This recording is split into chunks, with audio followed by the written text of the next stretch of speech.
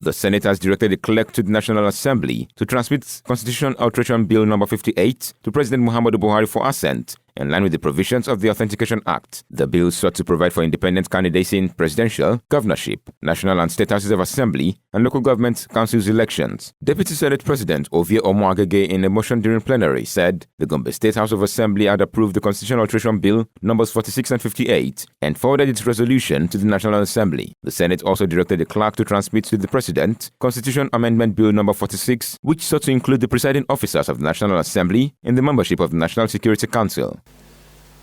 Accordingly, Mr. President, the Senate resolves that the Senate do direct the clerk to the National Assembly to transmit the bills, both bills, to Mr. President and Commander-in-Chief of the Armed Forces of the Federation for his assent. I want to commend the Committee on Constitutional Review, particularly the chairman and the man who wanted to usurp my presiding powers, and members of the committee for working so hard in the first instance, and then the State House of Assembly for agreeing with us.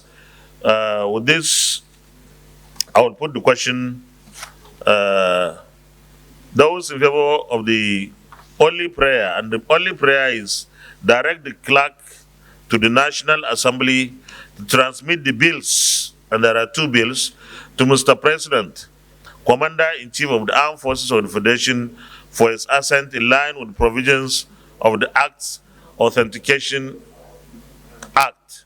Those in favor of this prayer say aye. Those against say nay. The ayes have it.